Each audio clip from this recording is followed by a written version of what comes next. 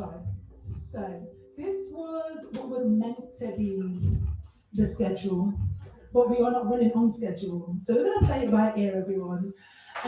But yeah, so we have our amazing guest speaker first, Dr. Farquharson, who is the coordinator of the Jamaica Language Unit at University of West Indies. We're going to go into some performances, open mic, have a little break, and then we're going to have a big group chat. We're going to reason you guys, we're going to talk about Patois and everything about it, how it's used in the UK, how it's used in the media, what people think about it. So stay tuned for all of that. So you got. Oh, one minute, you guys.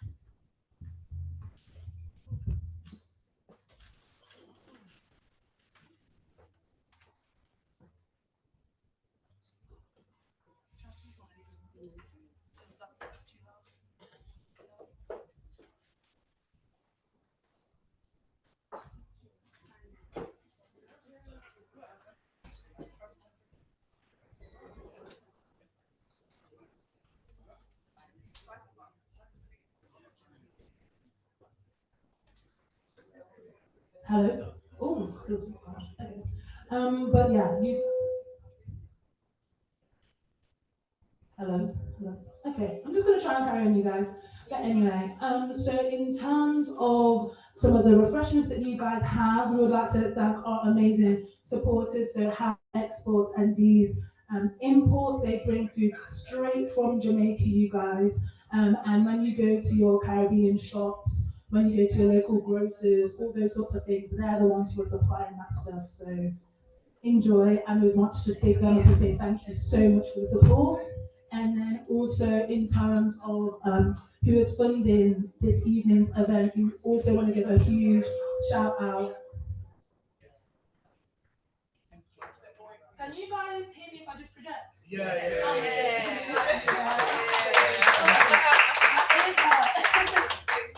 Anyway, I also want to just shout out to Sula Council, who is the first external organisation to give Reconnect JA a chance to put on events like these Black History Month events. They actually have funding specifically to make sure that, you know, learning about Black British history is accessible. So we really want to give them a shout out as well.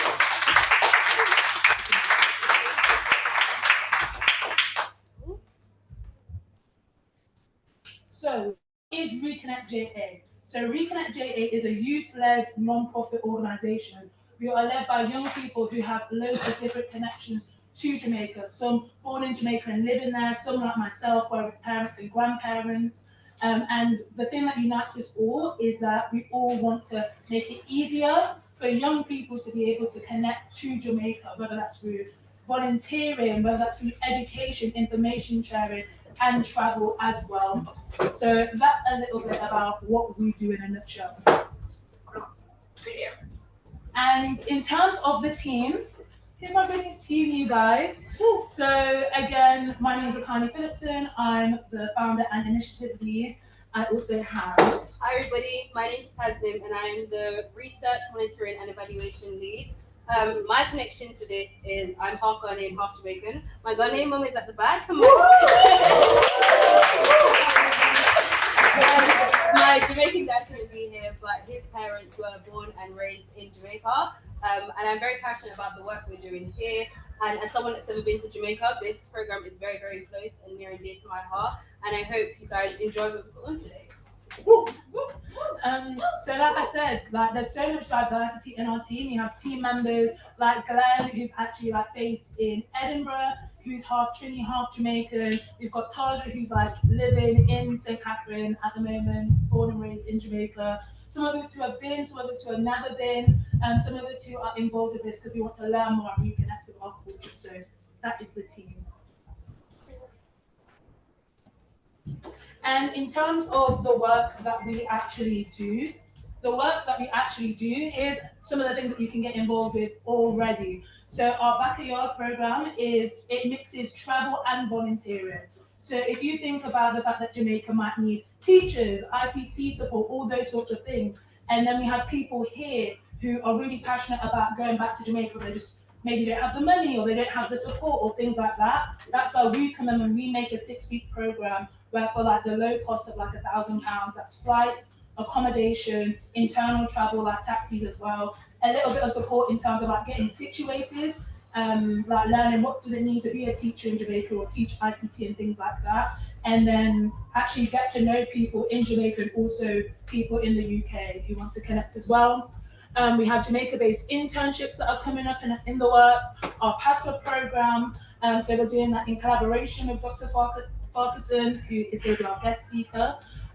Group trips to Jamaica, so I don't know if you guys know about the Vice Cartel concert and things. Thank you, thank you for that. But yeah, so that's one thing that we are exploring, how to make that as accessible as possible for people to go. So we're doing all sorts of bits and bobs, and then obviously like our social research, our events as well. And for us, we want to make this mutually beneficial. It's not just about us benefiting, it's about making sure that young people in Jamaica as well feel connected, feel like they can understand a little bit about what's going on here and build those connections on a two-way basis. So for youth local and global. What we've done so far, here's a little bit about what we've done. So for the 10th Biennial Diaspora Conference, we brought over 10 people from the UK to Jamaica to be able to go to Montego Bay. We found their flights, we found their accommodation, we helped them with taxis. We also had a youth volunteering day in Montego Bay. We went to a recycling plant, a place that takes all of the waste from our hotels. We sorted them and, just helped to make the environment a little bit, make sure the beaches were all nice and clean. Hosting our third successful event, and then also kind of collaborating with several youth-led organizations in Jamaica. So even though we're a baby organization, properly founded in March, we've done a lot since then. And if you're interested in anything, we've got a little QR code that you can scan. We've also got the leaflets on the tables and also the business cards that have my details and website bits and bobs like that. So whether it's you want to register your interest for the Patois program, which is going to be 40 hours across 13 weeks, writing, reading, all of it, you're going to know. And then our events, our internships, it's definitely a way to just know you have all that information right there and you can contact us if you would like. I'll also be coming around throughout the night with a little QR code that you can join our WhatsApp mailing list. That's of interest to anyone. Ooh. Okay, so now introducing our lovely moderator, Lanelle.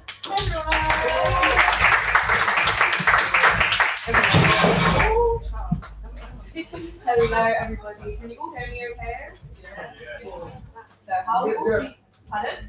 Go a bit there? Okay, stop it.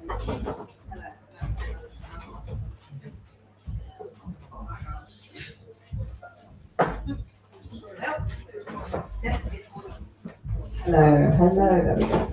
Okay, is this better, Pisa? Thank you. Okay, so how are we all feeling today? Good. We want to keep the vibes high because we're going to have some amazing speakers, some poets, and if anybody in the crowd wants to cheeky bit spoken word too, the floor is open for you. But my name is Lanelle, brief introduction. So I work in social media, I do some presenting and some hosting, and I will be moderating the panel for you tonight. So we're going to be watching a video, so I'm going to get started.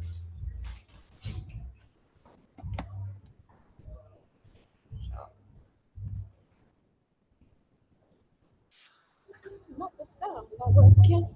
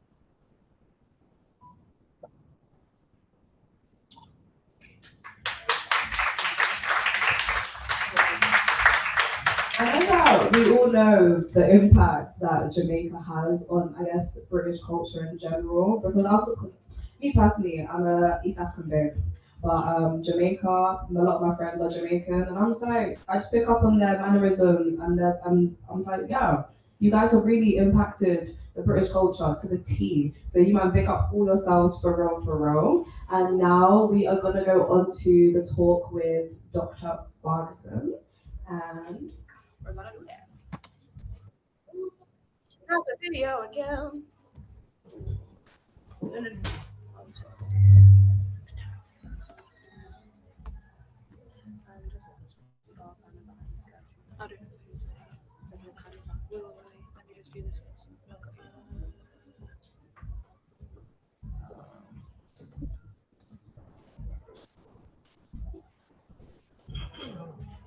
Can you hear me? Yes. You can all Okay. hear him, everyone? Yeah. Okay. So I realize that everybody else gets to drink something, but I don't. I don't know what go on. Recarne. Where for me drinks there? Right, what go on, everybody? All right. I wasn't sure whether I should do this presentation in Patois or not. But I'm going to do it in English, especially for those people whose Patois is still at beginner's level. Everything good, Rekarni? Yes, everything's hearers. Yes, I can hear you, and I heard the responses from the audience. Okay, perfect. Yeah, everything's good. All right.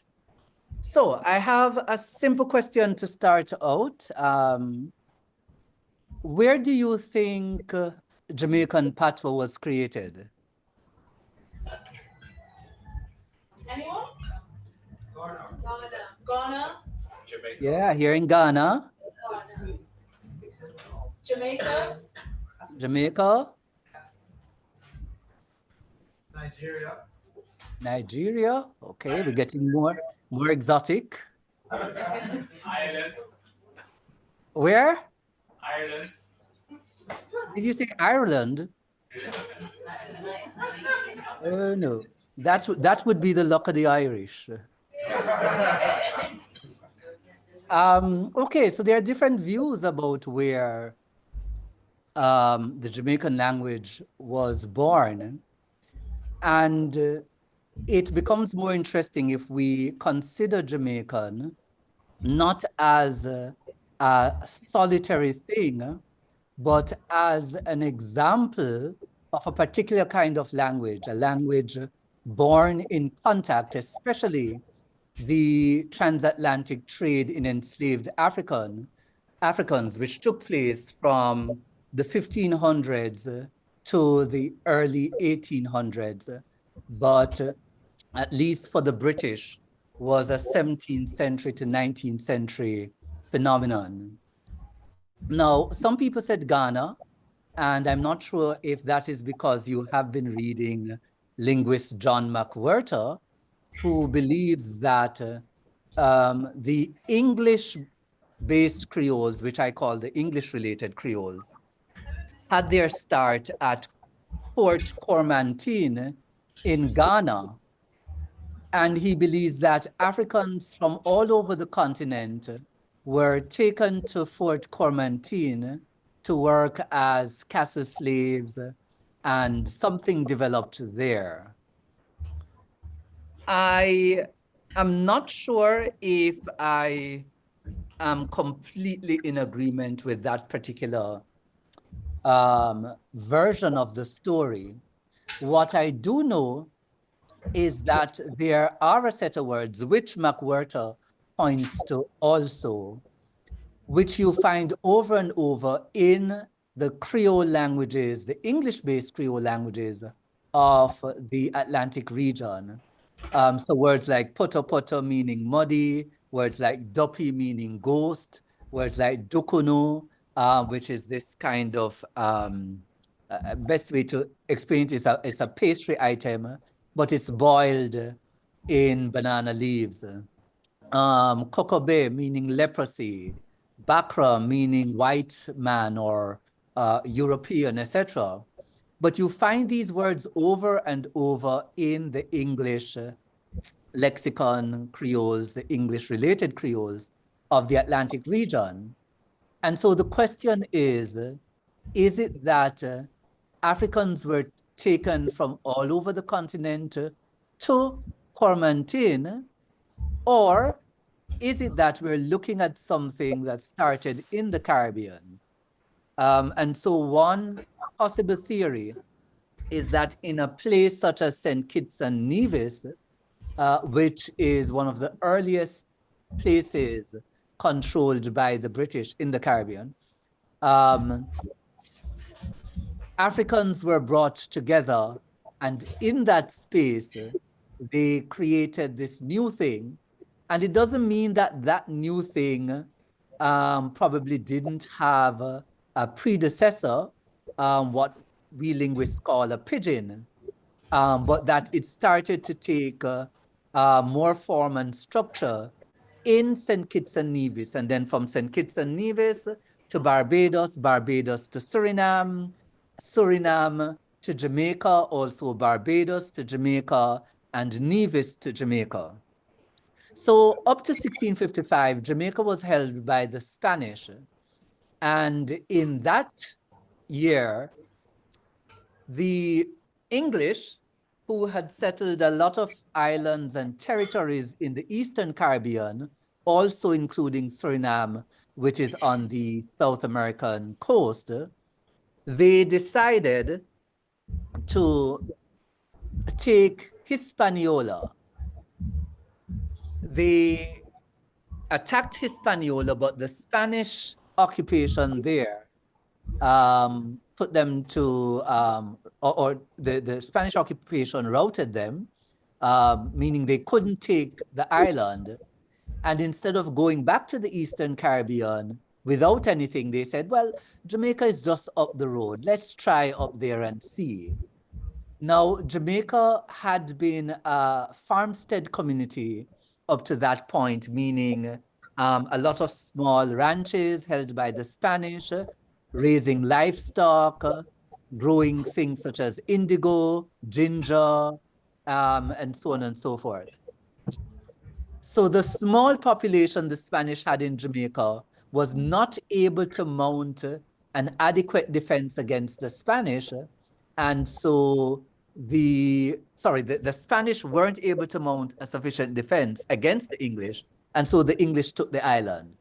And for the first 10 or so years from 1655, Jamaica was kind of a military outpost. And there were constant requests from England and even from Jamaica asking for people to come from England and the other territories to populate the island so that the Spanish couldn't take it back. But in that period, we had the first set of Africans coming under the British, those Africans who the Spanish owned. It is believed they ran off into the mountains and they helped the British to defeat the Spanish, ran off into the mountains and formed the first band of, or bands of Maroons. And so the word Kachimba has been in Jamaica for a very long time. Kachimba is a pipe, a clay pipe, used to smoke. And most of you may not be familiar with that term, but you would know the term kochi. And if you know the song, Pass the kochi pan the left hand side, some of you would know Dutchy as the cover for kochi, because clearly the young people could not have been singing about certain things at that point in our history. So the kochi comes from that period in our history, otherwise called a kochimba or a koshimba, and so on and so forth. So the first set of Black people coming from African territory, from Caribbean territories, came from the Eastern Caribbean as Europeans moved with their enslaved Africans to take up property in Jamaica, and they were being enticed because Jamaica was much larger, had more flat land than other territories, more open spaces. So in terms of the territories that the English held, Jamaica looked like paradise. And people, Europeans could get land based on the number of people in their family, plus the number of enslaved Africans that they held. So Jamaica was quite attractive. And so a significant number of Black people came in that way from Nevis in about the late 1660s. And the people coming from Nevis, this is Europeans along with the enslaved Africans they brought, settled in eastern Jamaica, what is today St. Thomas. And even if we didn't have the history of their landing, the linguistics tells us that they were there. Nevis is one of the places in which they use the form min to mark the past. And so they will say miminyam for I had eaten, or mimingo for I had gone, or I went. And so we know that the Nevis people were there because whereas in St. Thomas they use min, elsewhere we use bin, ben, en, we, and did. Then people also came from Suriname, and the people from Suriname landed in Western Jamaica in a place called Suriname Quarters. And how we know that they were there and that they came, again, there's historical records, but the language tells us that because it's in Western Jamaica that we use, and I'm saying we because I'm from Western Jamaica, I was born in Montego Bay, we use de to mark activity in progress. So mide nyam, mide go, for I am eating, I am going, and de is the form of the progressive that is used in Suriname. So once we have that clear, we need to understand that the flood of Africans that started coming in from the last quarter of the 17th century right up to the early 1800s came to find a African culture or a transplanted African culture that was pretty much set. So those Africans who came from other Caribbean territories were few. They were probably about 10% of the enslaved population, but they would have been placed in positions of responsibility. And it's thought that the new Africans coming in would have learned from them. Africans came from West Central Africa, what is today DRC, Congo, Angola, and so on and so forth. They came from the Bight of Benin, the Bight of Biafra. Bight of Biafra is roughly equivalent to the area called Cameroon, Nigeria today, the Gold Coast, Ghana, parts of the Ivory Coast, and the Bight of Benin would be Togo, Benin, and part of Nigeria. So there are traces in the vocabulary for all of these African people coming. A lot of African nations are silent, whereas where language is concerned, but we do have evidence for quite a lot of them. So the word Bakra for white man or master comes from Benue Congo languages like Ibibio and Efik, spoken in modern day Cameroon. Busy, the kola nut, comes from Kwa languages like akan, which a lot of people know as tree, kalalo, which a lot of Jamaicans eat on Sunday mornings for breakfast with saltfish. That's a green leafy vegetable. Some people say it's like spinach. That's from Mandinka. Okra is from Igbo. Pinda for peanut is from Kikongo, and Wangla, sesame seed. Some people use it for peanut, comes from Kikongo.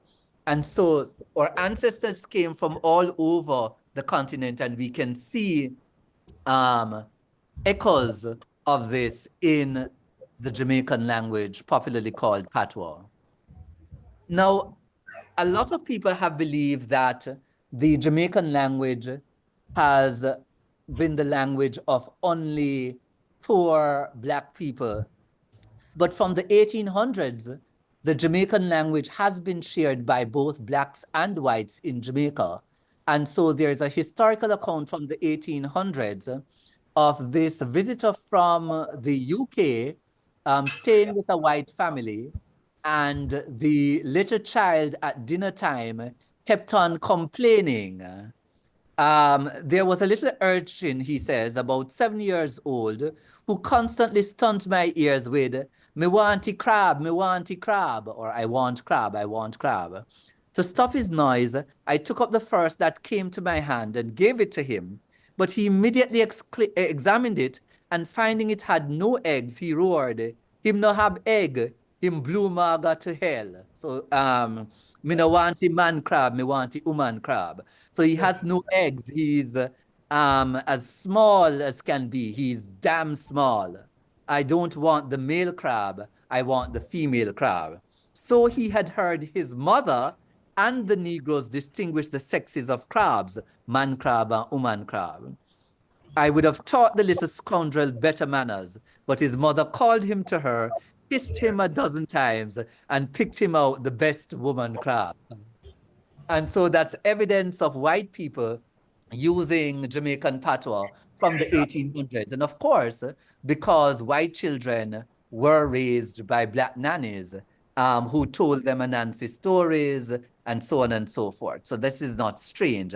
And this has been the case in Jamaica ever since then. So even upper class Jamaicans speak Jamaican patois today. There are echoes of Africa in the language right throughout, and some of these are hidden. So we may use English words, but those English words are made to behave in African ways. So for example, there's the term ready eye, meaning envy or envious. And we can check akan. Akan has the word anobere, meaning envy or envious. And the words literally mean I be red. In Igbo, well, we have mouth water for saliva. In Igbo, we have onu mili, and those two terms, or that compound, is made up of onu, meaning mouth, and mili, meaning water. Just like in Jamaica. And yai water for tears, which we use, we have Igbo again. Anya is I, and mili, water. Same way it's expressed. So sometimes, even though we're using English words, or we put English words together, they are being made to behave in ways that are not English, that are African, so African under the skin. If we take, for example, typical Jamaican sentences like, English sentences like the woman is a teacher, we would say the woman a teacher. For English, the woman is pretty, we would say the woman pretty. And for English, the woman is at the party, we would say the woman de at the party. Now, the important thing to note is that English uses the same construction throughout. English uses the verb to be. The woman is a teacher, the woman is pretty, and the woman is at the party. But our ancestors knew that these three sentences are doing three different things. The first one is that you're saying the woman is equal to a teacher. So it's a way of identifying the woman. So whatever is on the left of this thing, is the same as what is on the right. Woman and teacher are the same. So we use in that case. This is what linguists call an equative construction. In the second one, we're using the word pretty as the predicate of the sentence. So those of you who remember your English sentences of subject and predicate, and the predicate normally has a verb. In Jamaican Patois, adjectives behave like verbs. And so we don't need a verb to be in that sentence. And this is why we said the woman pretty. Pretty is behaving like the verb. And then in the last sentence, the woman there the party, we are talking about the location of the thing on the left. So the thing on the right, the party, is where the thing on the left or the person on the left is located. So 3 different constructions that English uses the same strategy for. We use 3 different strategies. And some African languages do have this sort of setup where they use 3 different strategies for this. So the Jamaican language has spread throughout the world, has spread to Belize, Costa Rica, Cuba, San Andres, Providence, Santa Catalina, because of historical migration. Some of them, like Belize in the 1700s, and then the others, Costa Rica, Providence, Santa Catalina, and San Andres in the 1800s, and then Cuba and so on in the 1900s, people moving to go and find work, better opportunities, and so on. And then there's United Kingdom. All of you there would know of Empire Windrush, but I'd say Empire Windrush and beyond took Jamaicans to the United Kingdom, also the United States of America and Canada. So before the 1980s, 1970s, thereabout, the Jamaican language moved to other territories because of migration. So actual bodies moved. But since the late 1960s and beyond, much of the migration or the dissemination of our language has been due to Jamaican music. First and foremost, brought to other countries by Jamaicans themselves. And then, of course, with mass production and mass dissemination of music, Jamaican music has moved. And more Jamaican language has been used in the music since the 1970s, especially with the introduction of dancehall music, which is predominantly in Jamaican.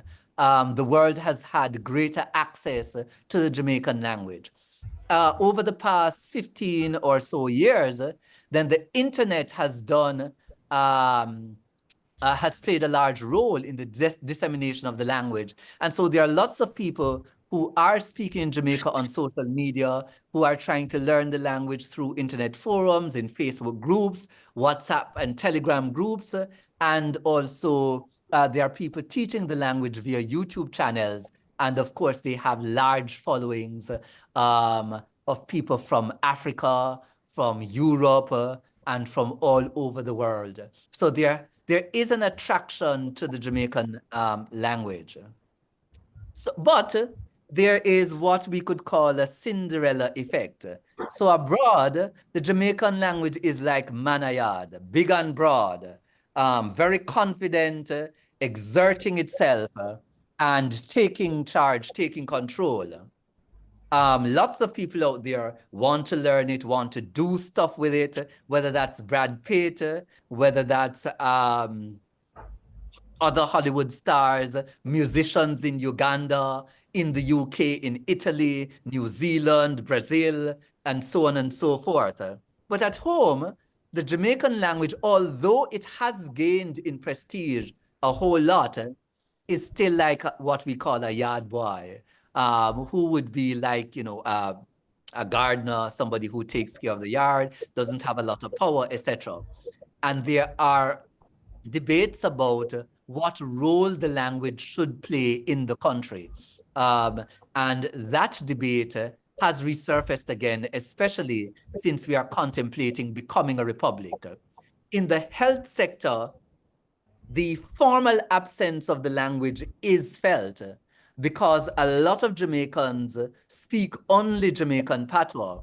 And when they go to the hospital, it depends on the goodwill of the doctor or the nurse to use Jamaican Patwa with them.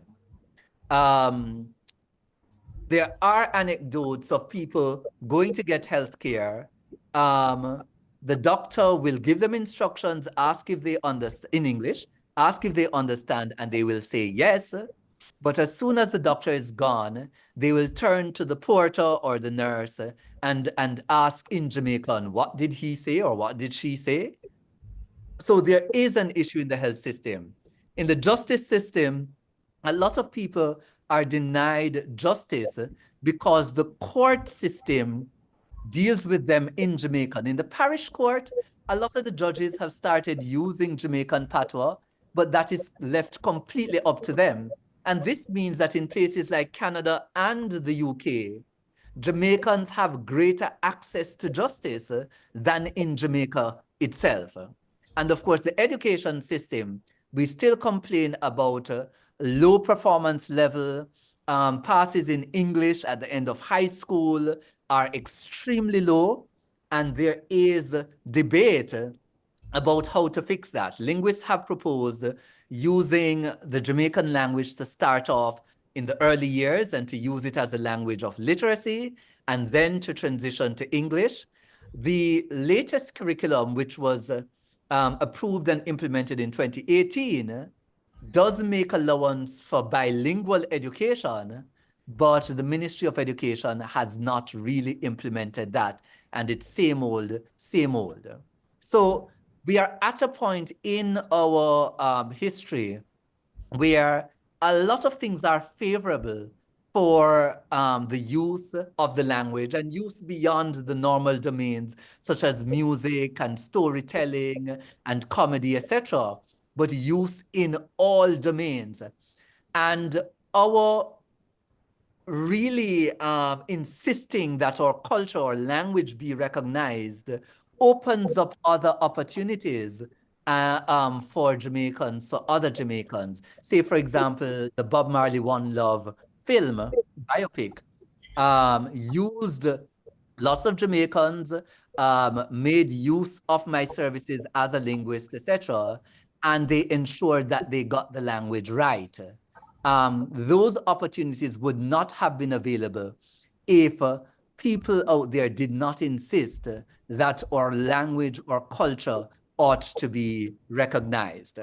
The Jamaican language unit that I head has been doing a lot of advocacy work, but we need people, we need more voices, not only in Jamaica, but in the diaspora, so that we can get the government to recognize the language, so that in healthcare, in education, in justice, Jamaicans can have full access to the services of the state and can get justice.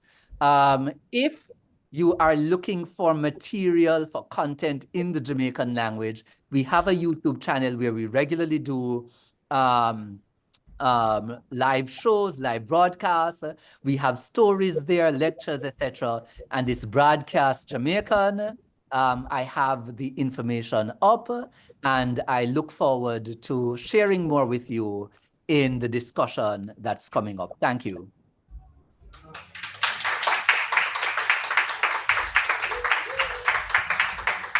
Thank you very much, Doctor, if you can hear me.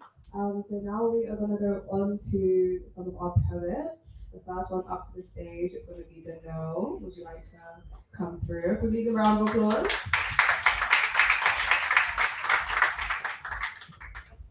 Well, everybody. Everybody hear me, yeah? So my name is Daniel Dunbar. I was born in Kingston, Jamaica, 1998. I actually grew up in a small village in St. Elizabeth called Ponside. Came here when I was 6 years old, and ever since then I've been Black British, but really and truly man a yard man, you see. So yeah man, I'm gonna perform about 3 poems. The first one I wrote when I was out there last year, and I'd actually like to make it a dedication. My father, his mother's sister's daughter, so I call her my auntie in it, but you know, that's our relation. But she actually passed away a few weeks ago. Very sad news. She was the colonel of Charlestown, innit? one of the first Maroon leaders since 98 Maroon, so legendary figure, historical in her own right. So I'd like to big this out to her. Marcia Douglas was her name. May she rest in peace. O windward souls, no peace. May I cleanse our land of pain. For I'm your son, free I stand, born of broken chains. Thy master's greatest sin have ceased. Thus my only bondage lies within. Time ebbs on and thins the line, through which guide thy kin. Since in the mists of hate thou found a way to love, where rivers flow, these waters rose, to form like clouds above. Graves in rows now turn to groves, may our reign never give up. In death, thy spirit, it plays the bass, in me, thy voice sings on. So may my niece's beating heart drum loud in our clan song. Jaja sees, Jaja knows, Jaja breeze ever blows. From English Nova Scotian snows, thine children shall be riding home, on ships set sail upon waves above, these heavenly paths paved in love. For the good of our nation bathed in sun, the land of wood and water, a place of grace where love is one, O captured sons and daughters. Thy freedom come, be still the gun, the soul is scarred in slaughter. There lie foggy futures past the past, be wise as Nanny taught us. From mountain top bog beach beside, her beauty's uncontested. A fragile maiden, frail yet strong, oh Lord, she needs protecting. Wild yet tame, a paradox, she loves without a care. A prepossessing goddess with a timeless style and flair. Despair brings storms, winds impure, in hopes that they may take her. They punch and kick and stab her so, yet still they cannot break her. She is my home, my heart, my heart. No, I won't forsake her. I speak of thee, blessed by the sea, the island name, Jamaica.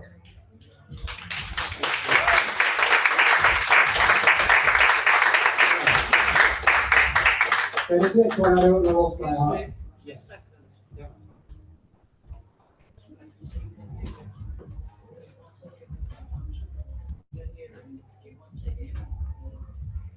Can you hear me, mommy? Yeah, she can come sit up here.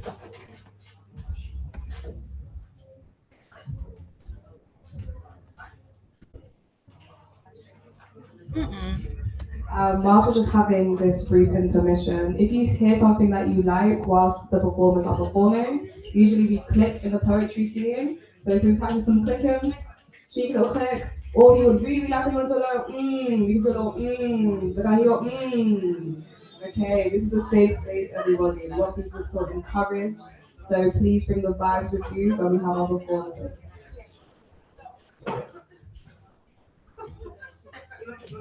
So this wait a sec while mommy relocates.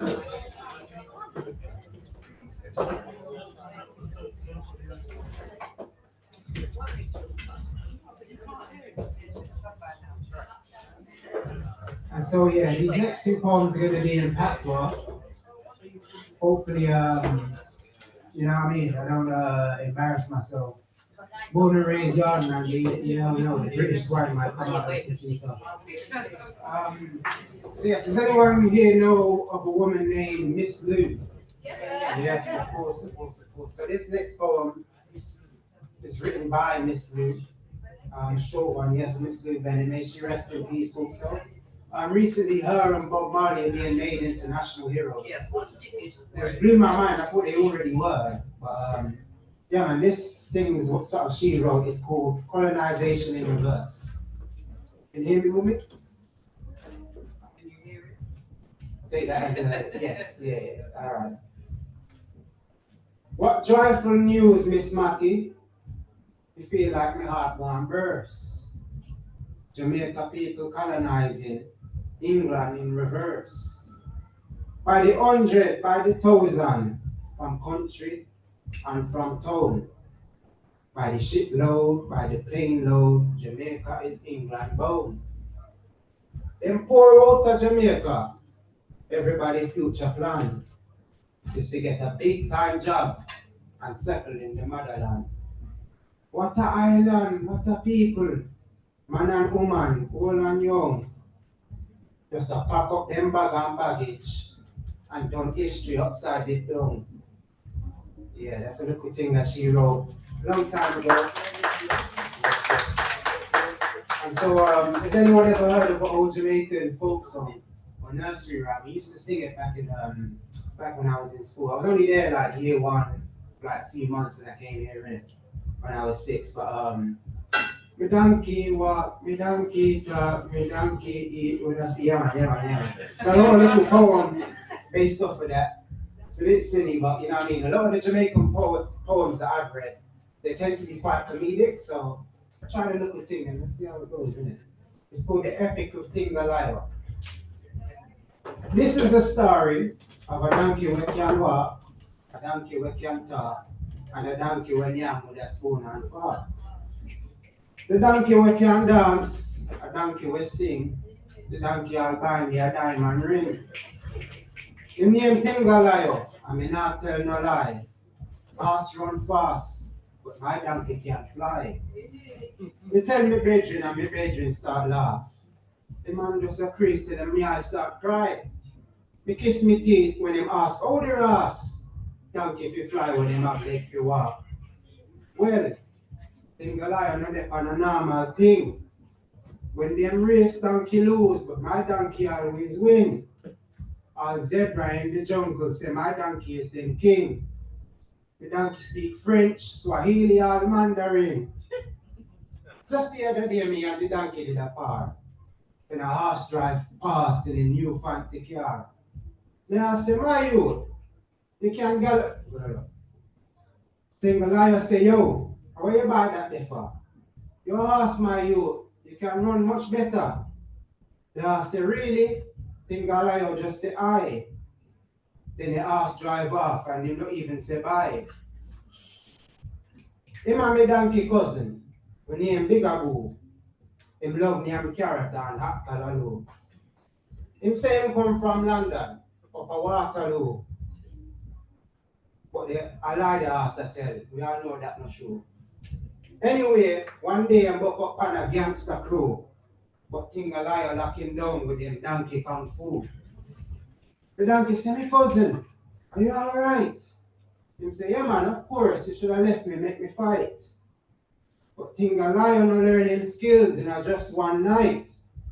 It take him enough time to build up his might. The donkey say, cool no man, let go your foolish pride. We no go on so, I mean a donkey we can fly. Bigaboo say, shut up, we no want no blood clot help. Anything me do, can do it by myself. Tingalayo just the scene. That is how you feel. But remember what is hidden. Remember what is hidden, it shall one day be revealed. See, my donkey mind sharper than samurai steel. Tingalayo is a donkey will always keep it real. Him say, cousin, here's a little advice. Promise it won't be an earful. If you can't be good, be nice. If you can't be nice, be good. But if you can't be good and you can't be nice, then be careful. A week later, Bigaboo get in a car crash and almost lose his life. The donkey say, oh now listen, let's prepare for something painful. No. The next statement, now, when we go say next, It's a little controversial statement. My donkey and Buddha are adjacent. True. Me know dog and cat were smart, but my donkey wisdom ancient. Me know horse run fast, but my donkey teach me to be patient. Thank you very much.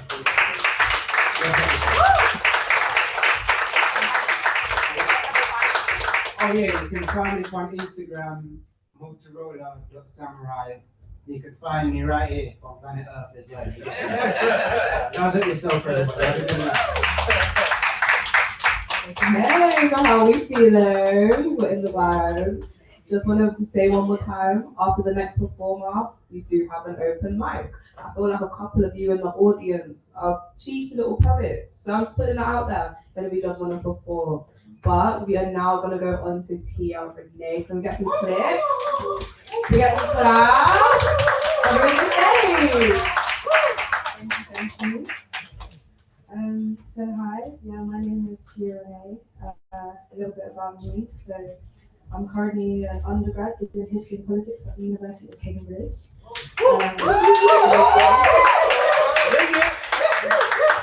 I'm a poet and I'm also a playwright. So what I'm going to be doing for you today is I'm mixing it up a little bit. I'm going to be performing a poem for you guys, and then I'm going to pass it over to my amazing friend who is an actor, who's going to be performing a monologue that I wrote. All my writing stems from, my community, my culture, something that I'm really, really passionate about. And the first poem that I'm going to read to you guys is very on theme because it's actually about code switching. So yeah.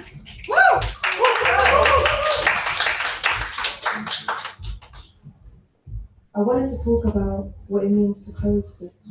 To switch into a code which, like a third or second skin, disguises its wearer, disguises a soul which is searching for a vessel. This other skin that we slip into, when we recognize that our skin isn't the right skin to be in.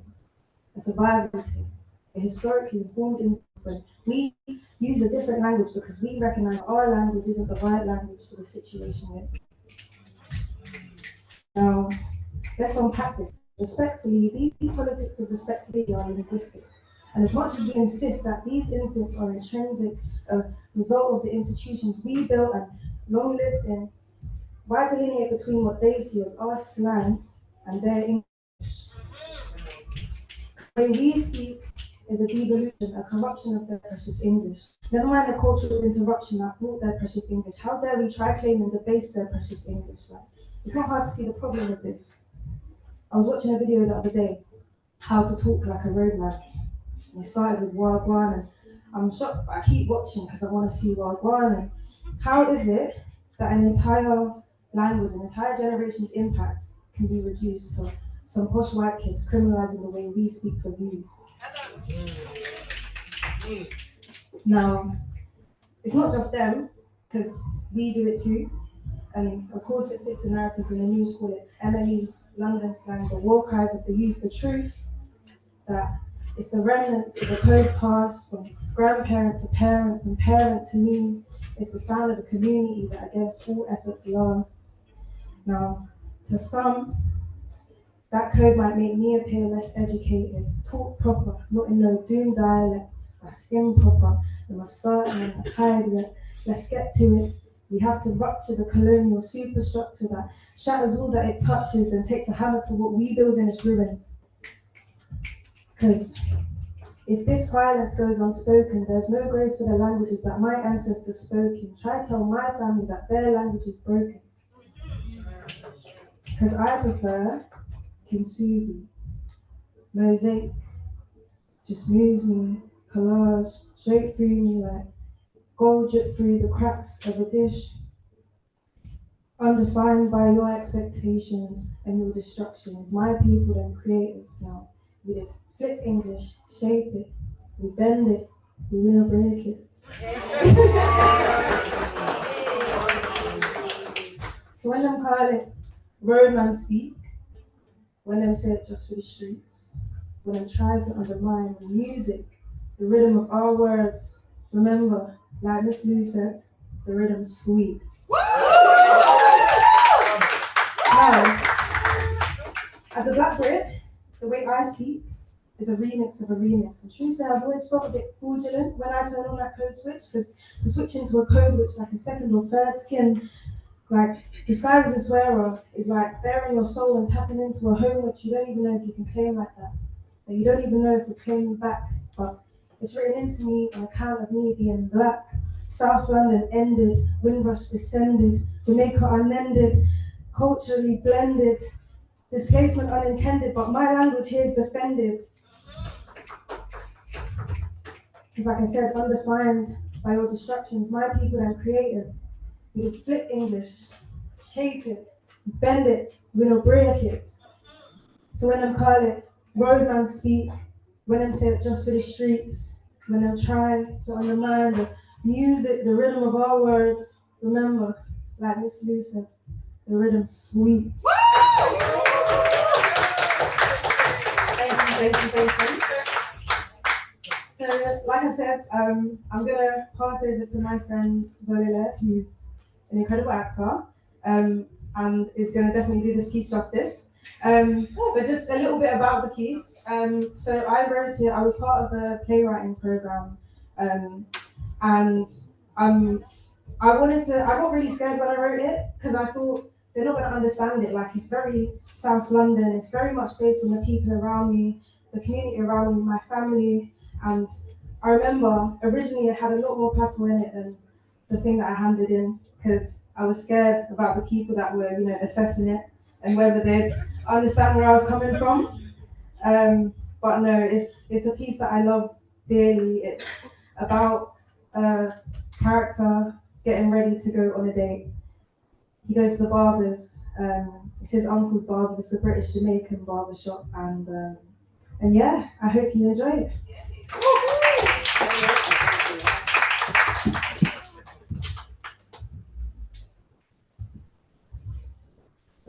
I check my fit in the mirror, and now the only thing that's missing is the trim. And not just any trim, no, the trim. The trim that's gonna turn everything up by like 100. The trim that's gonna have her tripping, stumbling, falling in love at first vibe. And you may ask, Amani, why have you left such an important, monumental, life-altering trim for the day of? But you see, this trim needs to be crispy. Crispy like my walkers. Crispy like how I like the edges of my fried plantain. Sharp. Sharp like machete. Sharp like my auntie's tongue. So sharp that you could slice your finger on it. That sharp. Now cool. I've got to start around lunchtime, which is kinda, sorta, a bit too soon, because it means that my date is getting closer. Which means that the pressure is getting worse and worse. Which means that my armpits are getting sweatier and yeah. I get to the barber's just before 2. And the thing about this barber's, is the same one that I've been coming to since I was 3. And I've been tethered to this place ever since. I open the door and the chime, that familiar chime, reggae plays low like background music to your thoughts. The low hum of conversation seasons the air, all purpose. And heads snap towards me like predators to prey. But then their eyes soften when they realize that it's just little money, says Leroy, the owner, arms outstretched, towel in one hand, phone in the other. Why go Max? Busy shop today? I say, kind of shouting because I'm in a losing battle with the bars of clippers and the choir of voices in symphony across the packed space. Leroy waves a hand, dismissive, because obviously he didn't hear me. And I step over some clerks to get to him. Uncle Wayne around? I scheduled a couple with him earlier. He's not really my uncle, not by blood, but He's known my dad longer than I was born, and I wouldn't dream, nightmare, of anyone else touching my head. Leroy kind of stares at me. Nah, through me. And then he says, you're just missing. What do you mean just? Yeah, him left about an hour ago. Yeah, him gone. And he's rubbing the back of his neck as he says it, head hung like he just told me someone died. And internally, I'm like, no, because that can't be right, can it? What do you mean, man? Like, back to the shop, so, nah, airport, back to yard. What? What?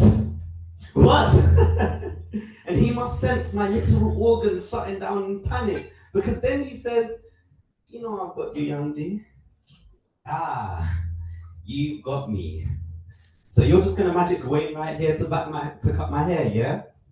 He laughs and taps my shoulder in response. Hey, Junior, sort out little man for me, please. I turn around slowly, because I don't know no Junior. And I'm met with the kind of smiling, kind of not face of a man that's giving off some very odd, strange, peculiar vibes. Like, I don't know if he wants to eat me or if that's just how his face is set up. Wait, nephew, he's no.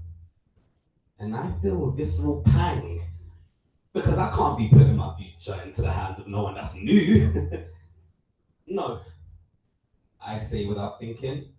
What do you mean, no? What happened to you? Straight Patois, so you know he's serious. And I try to open my mouth again, but the look that he gives me makes me forget I'm the taller one. Before I know it, he's ushering me over to the chair in the far left corner, like some criminal. I don't even know what I'm doing here, but I can't go meet no girl trimless, can I? I hear some unreserved chuckling in the background. Me never see anybody make a thing more messed up than the barber last week. Him did ball all the way out the shop. And I say a little prayer to myself as I slide myself back into the seat. Junior puts the cape over me, big hands fastening it over my neck, and I go. I just want a little off the top, yeah? Even out my fade and just tie me up good. Please, boss. He doesn't reply, but picks up the razor anyway. All slow, suspicious, like he's about to go Sweeney Todd on me. And I just prayed harder, even though I'm not religious like that. See, it doesn't start too bad. Like, I can see it in the mirror and he's blessing the thing still. It's only when I start seeing previously undiscovered planes of forehead start to show that my forming smile drops. Hey, boss. He ignores me. Boss. Can we stop for a minute? Yeah, I think you're pushing it back. He doesn't stop. Fuck, he won't stop. I can just see my forehead surface area increasing in pace with my quickening heartbeat. I shoot a desperate look to Leroy, wondering how I even found myself in Junior's chair. Look back in the mirror, and I swear I can see this man smirking. But then, the unthinkable, the unimaginable, the inconceivable happens, and my man sneezes. Oh, and it's not no cute little, tiny little baby sneeze, no. It's a loud ass, grown man, razor still connected, chunk out of my hairline sneeze. Oh my God. Chunk out of my hairline.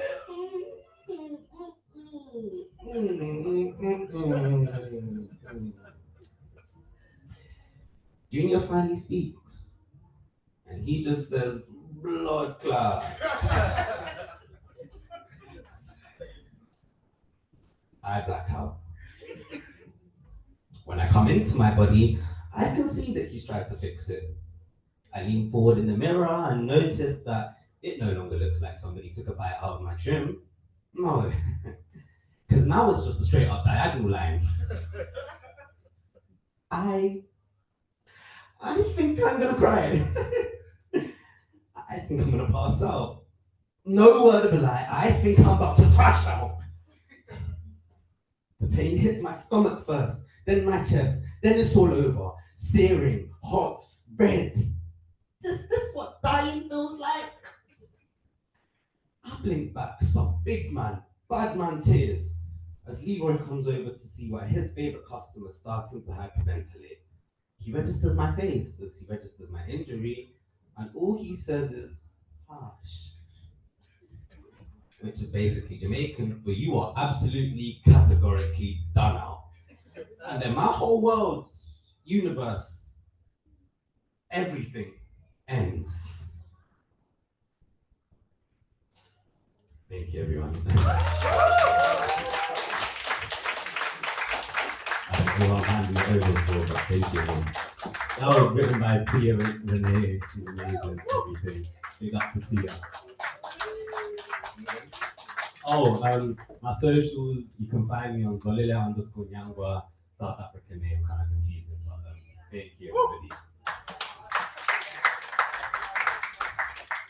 Do you want to talk yourself up there? Thank you so much for being an amazing audience. You can find me on Tia Renee, which is TIARENEE _SCN for season. Like, yeah, thank you.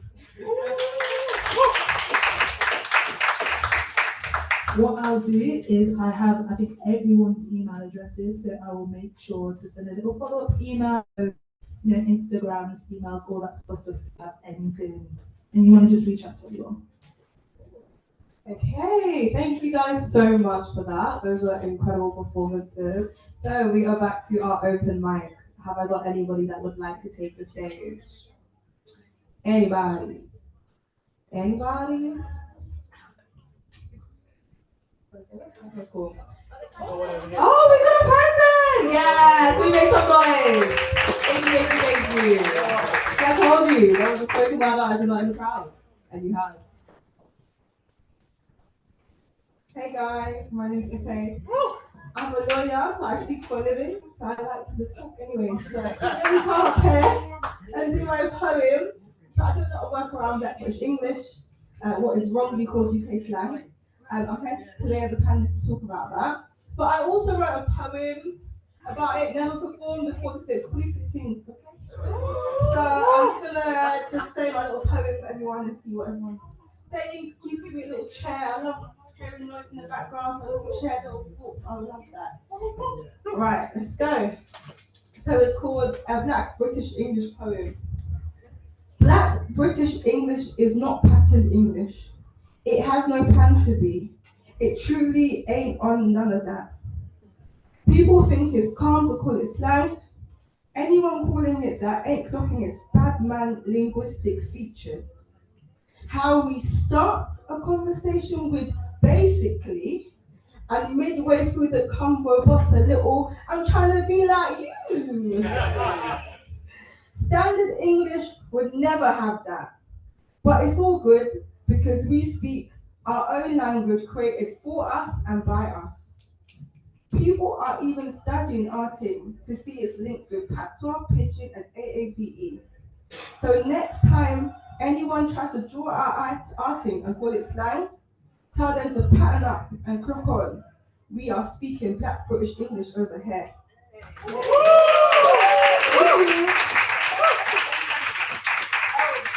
Yes, so on Twitter, my Twitter handle is Fufu is on me. People say drinks on me, but I'm not Fufu. And my Instagram is Ifedio. Thank you. Okay, so now we are gonna go into a break. Please get some food if you'd like. The bar is open. Don't be here and be thirsty. Enjoy. And when we come back, we're gonna get into some discussion. So see you guys in about 10 minutes.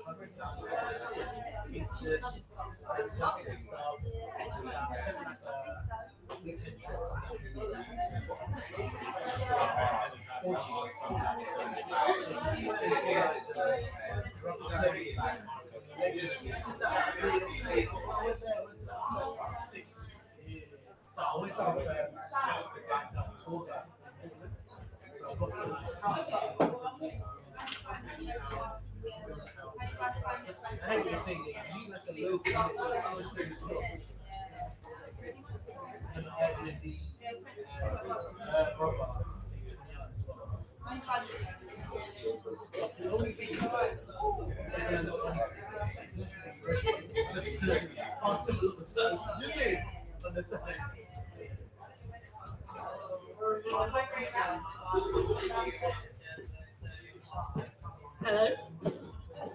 Hi, I'm just me. So I just wanted to call quickly because just to let you know, um, we've gone into the break. Obviously, you're a panelist, so we're gonna start in about 5 minutes, quarter past. I was just wondering if there was anything in terms of could you hear us okay? Could you? Okay. Ooh. Sorry, everyone. Okay, no problem. So like I said, I'm gonna give it 5 minutes, and then like you're gonna be on screen and stuff. So a lot of people like making notes and that sort of stuff. So people really do enjoy it. It's just because of the time and stuff. I was like, ooh, you can see it. But yeah, because of the time and stuff, it's just difficult. But I think you guys can see me. Oh, can they hear me as well? I must stop talking. Sorry, everyone. Bye. Ooh, oopsie.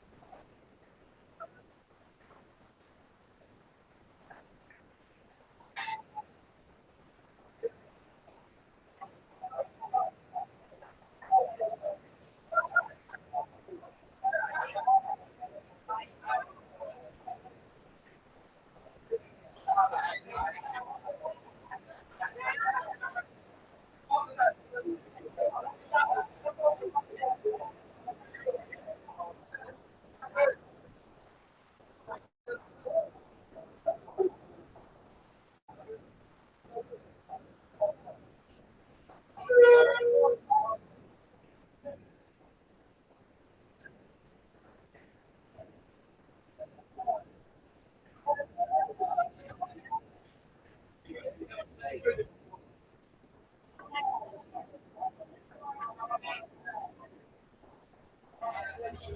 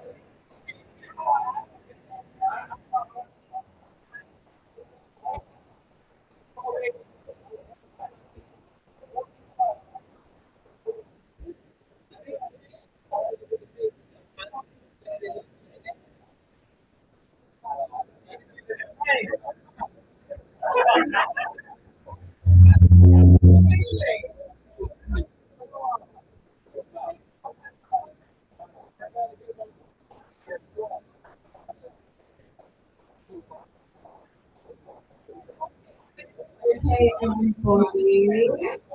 If I could just have your attention, guys. So we are going to get back into doing the panel, and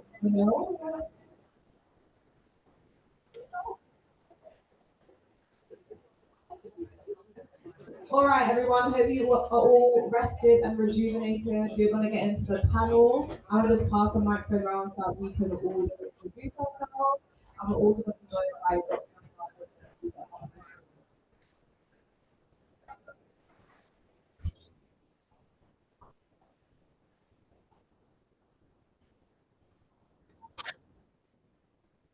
Hello, everybody.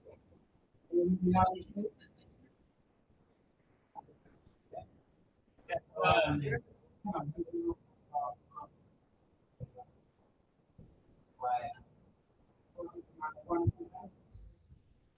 For the wonderful intro. So I'm Bishra again.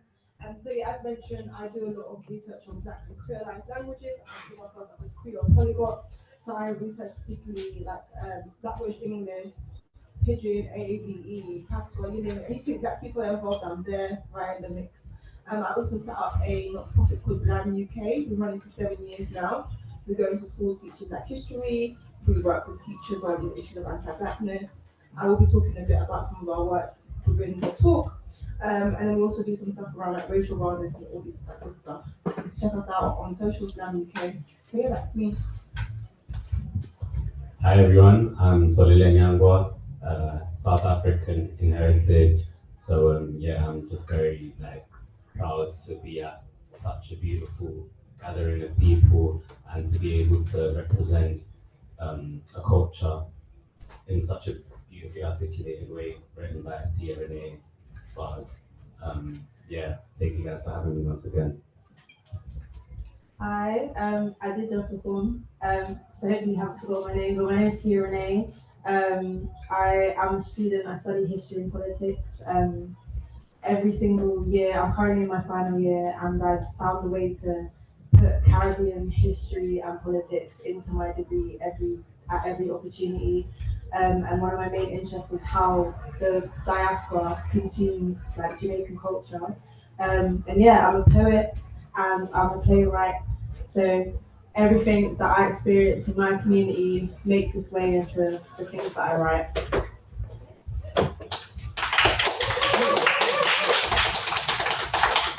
So the first question for you guys is, do any of you have any questions following on from Dr. Bugson's speech on Patois, the origins of it?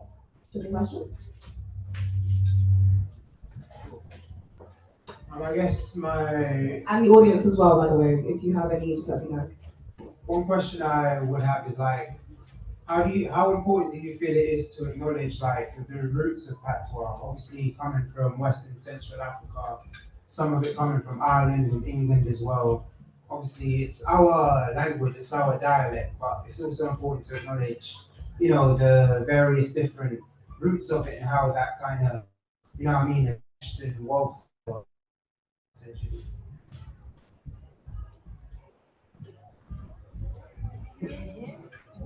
Did you catch that, Doctor? Oh, that was for me? Yes. No arguments there. But when you're given 15 minutes to present 400 years of history, you have to select the thing that has been ignored for 400 years. Yeah, so absolutely, you're absolutely correct. A fuller version of this does recognize the British influence on the language. One of the interesting things about Jamaican and several other Creoles like it has been called, you know, Jamaican dialect, and people have seen it as an English dialect, but it is very difficult to pinpoint exactly which British dialect was responsible for the birth of the language. In any case, when a lot of people think about Patois, comparison is between Patois and Standard English. And Patois is not derived from Standard English. Patois is related to non-standard or non-standardized varieties of English, which is absolutely important. So a lot of things that we now see. So let's say, for example, we say little for little, middle for middle, and settle for settle. Not because our ancestors were illiterate and couldn't pronounce English, but because the people who spoke English that they were exposed to, that's how they pronounced those words. And so our ancestors really, really reproduced what they heard correctly, everything that they created, etc. But they did preserve a lot of things. And that's not just on the British side, but on the African side. So if you want to know what 17th century tree was like, you have to come to the Caribbean because we have preserved the pronunciation of the terms. So like we have a term which was found in an Anansi story, Gashan, Gashan bull, which is a bull guarding the king's daughter in an Anansi story. Now it has a G in it. In modern day tree, that word would be something like Jasahini. Yeah.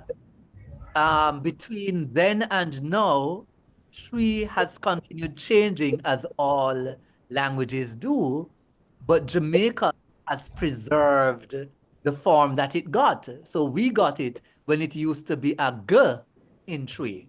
So yes, but it's important to recognize that it's not standard English we should be looking, but the provincial dialects of English, those are the varieties that had the most significant impact.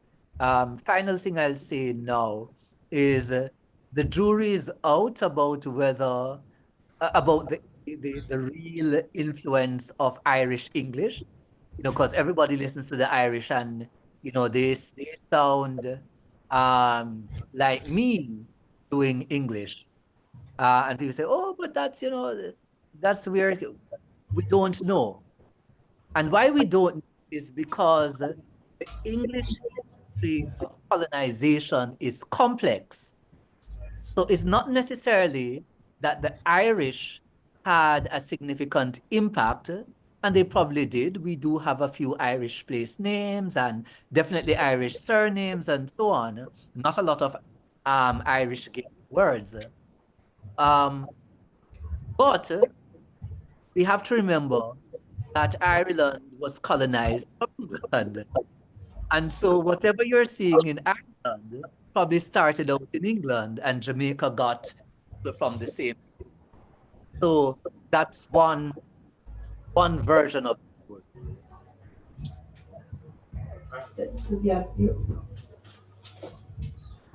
Hello.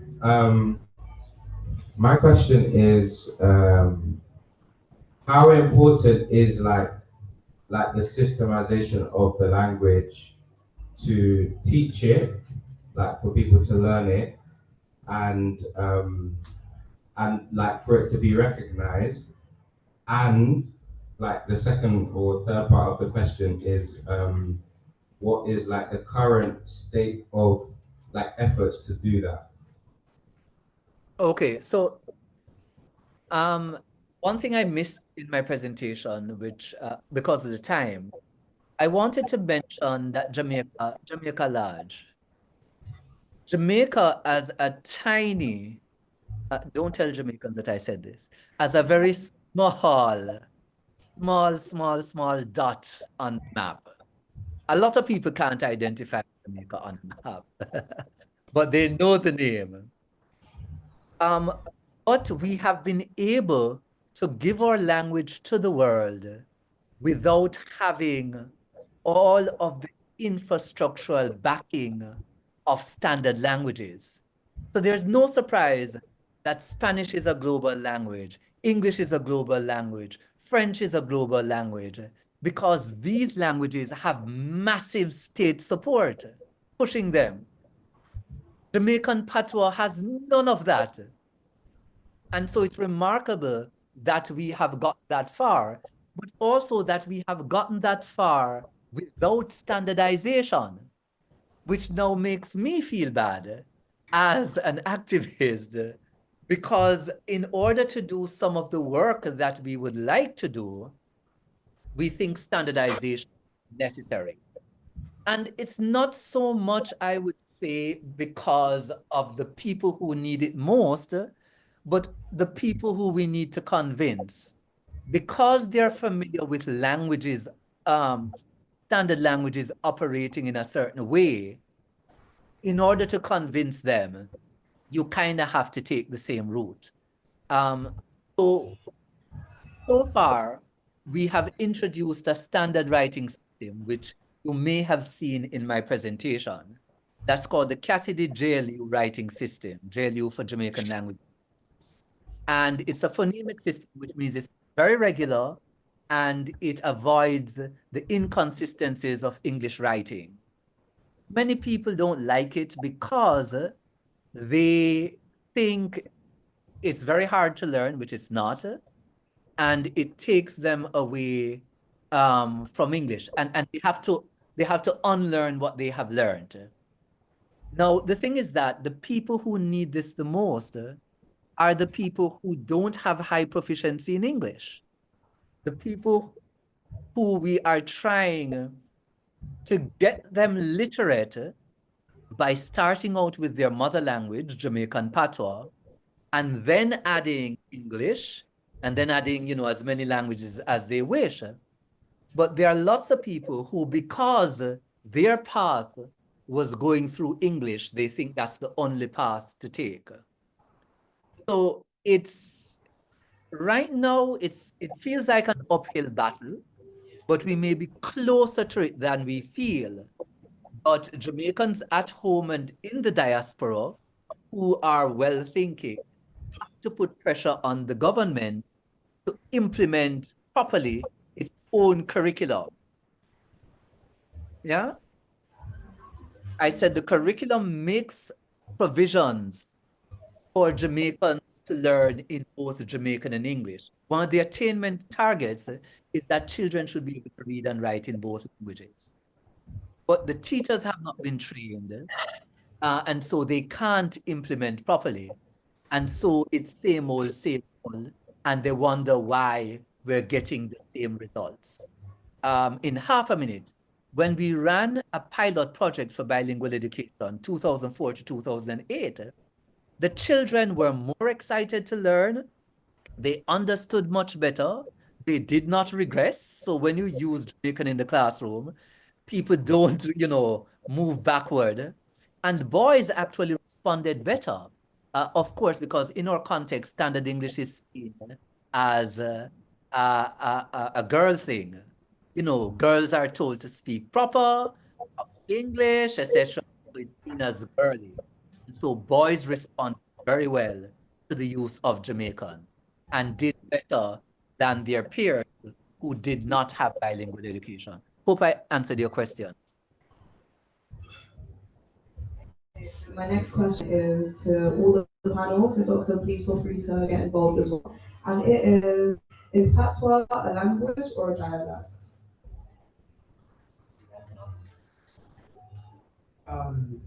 This might be controversial, but I kind of think it's a dialect in the sense that there are a lot of different, like English is obviously like a very ancient language. It's spread all across the world, and so in many different ways, it's like how do I say? It's like been shaped and formed and you know what I mean, remixed by these different peoples. Like when you go to the north of England, you hear them use different words and like speak with different grammar. And then you hear something like Haitian Creole, which is like they use some French words, but the grammar is Kikongo, and a French person doesn't understand Haitian, but if you're like really tapped in, an English person can understand Patois. In the same sense that we might not be able to kind of pick up on a few things someone from up north might say, or like someone from the countryside of Australia, but they will speak in English, you know what I'm saying, different dialects. And so in that sense, I kind of see Jamaican Patois as an English dialect, but also acknowledge that there's, you know what I mean, debate about it, which kind of, you know what I mean. Well, I disagree. As someone who studies linguistics, my background is not a linguist, but I'm taking it anyway, thank you. In terms of my understanding and the way in which we understand and call things, there's no difference between language and dialect. Only the difference is that one has the power of an army and a government states, and like every single language that we speak is made up. So how can one person say that one language is a dialect and the other one is a language? All in their own right deserve to be called a language. I think that if we think that English has been around for a longer period of time, then it's a language. I don't think that's valid because English is also a creolized language. A lot of research talks about how English is a mix of Latin, an old Germanic language, French words. It's also got Old English, and yet because of colonization, we wouldn't learn English the way that we do. So I think if we're working on undoing language hierarchies rooted in white supremacy, that's the reason why we're learning French, Spanish, even this dead language Latin that no one speaks, we're still learning it, right? And we're told this is a classic language. Patois is also classic. So is Yoruba. So I think it's really, really important we don't hold white supremacy and language supremacy when we have on our own terms and we have the right in our own, ideas to say that, what, Patois language, there's nothing stopping us saying it, so why not? That's my thing. Coming in today, I was very uneducated on Patois and its history. Initially, I did think that Patois was a dialect because, in my mind, languages have they rearrange the English language, or they rearrange letters completely different to the way that they're pronounced in English. And to me, dialects that resemble certain language but differ in pronunciation slightly. But after the work of the doctor and my panelists over here, questions have started to arise in my mind. And it's something that I'll most definitely be thinking on. But I am leaning towards being in the spirit to Patois as a language much more than I used to be. I can say that for sure. I definitely agree with you. I think we should really examine who told us that it wasn't a language in the first place. I think when I think about Patois, when I think about the entire Caribbean and the fact that it's been defined by this process of blending and mixing and contact.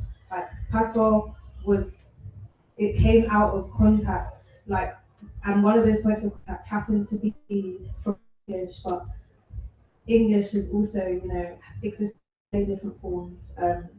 Ours is existence. There would have been a time where we wouldn't have been able to understand what they would have been saying. So I think that it really just is down to how we're taught about these things, and just because English is on a hierarchy compared to a lot more of the local languages that the language happens to have contact with, doesn't make it any less valid as a language in its own right.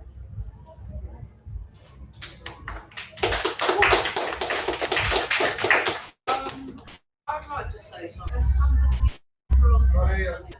As somebody from the first generation of children born in this country, yeah, I'm 1956. So my mother came over here, yeah. She came over, she was invited over here, she done her nurse's training, so I was born there. So for me, we was taught, don't talk like that. You have to talk proper English, yes? So half of my family, yeah, so we're talking on, yeah?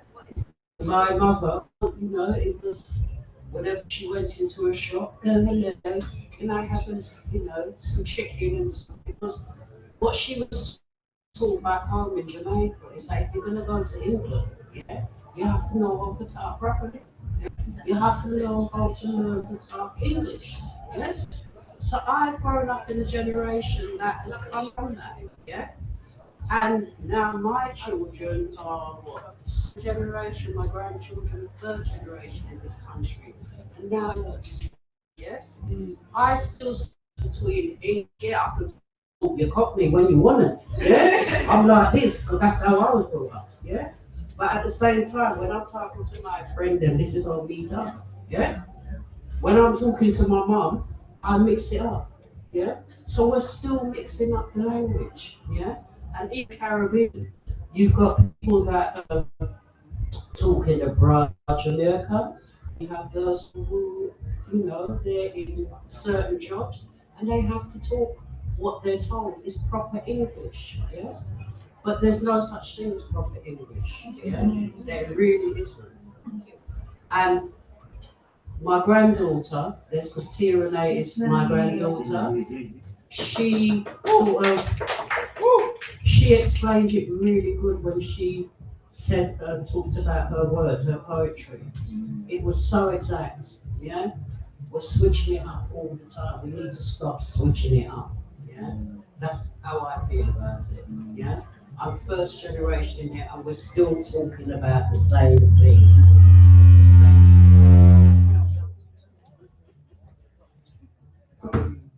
Yeah, this is kind of a question for. It's also kind of a question for the doctor as well. But in Jamaica, particularly in the mountains, like hundreds of years ago, there was a language called Coromantee, which is almost where like Patois kind of derives from as well. And when we look at like Coromantee and how that sounds, very different from English. Like you can't even understand it. You can pick up on the Patois here and there.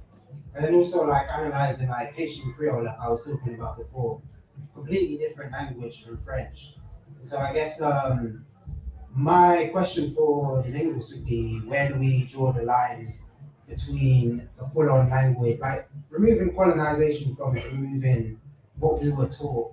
When we look at Haitian Creole to Cromanti to Patois, where do we draw the line between language and dialect? Oh, sounds like a PhD question. All right, so Comanche is, it's best see Comanche as a dialect of Tree. It's that old, but it's a ritual language used mostly for ritual purposes, for healing and such affairs. So it's not Jamaican, it's not Jamaican Patois. Comanche is a language that's used in Eastern Maroon communities. Has a lot of tree in it. Is mostly based on tree. Now, Comanche is used under spirit possession. It's not the only language that is used under spirit possession. They also use what anthropologist Kenneth Bilby calls maroon spirit language. And maroon spirit language is like old-time Patois. Yeah? What language you use depends on which ancestor you're talking. If you're communicating with an ancestor born in Africa, you use Cromanti. If you are communicating with an ancestor born in Jamaica but long ago, you would use Moon Spirit language. It's a recentish ancestor, then you might use something more similar to everyday language.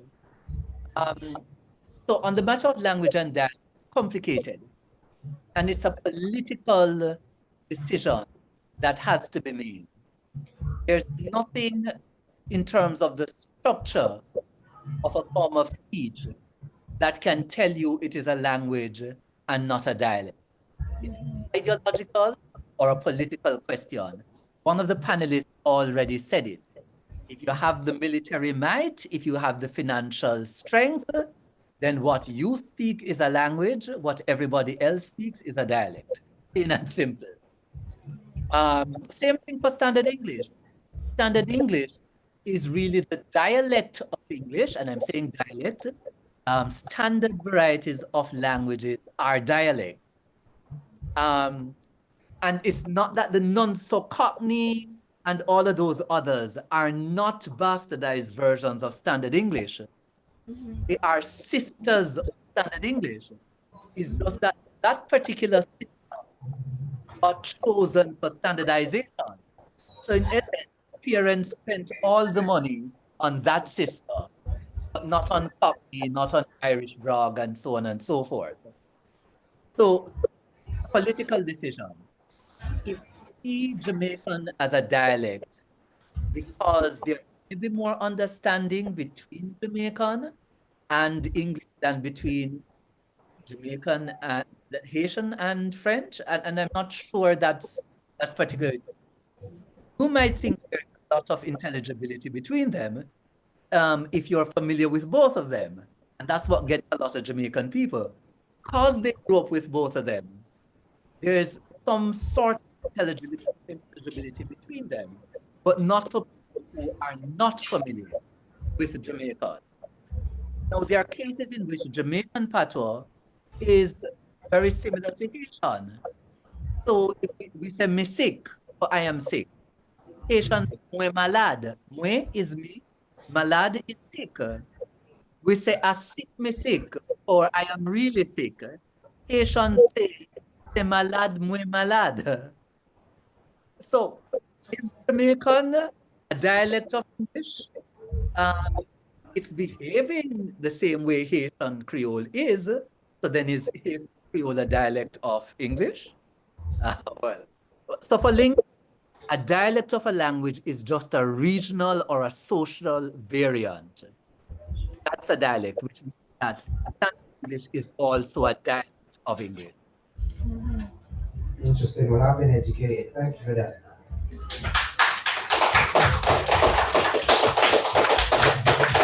I've got a question over here. Yeah, I've got a question. But just for time purposes, we're just gonna. Okay, never mind. Go. Yeah, yeah. So I'll ask a quick question.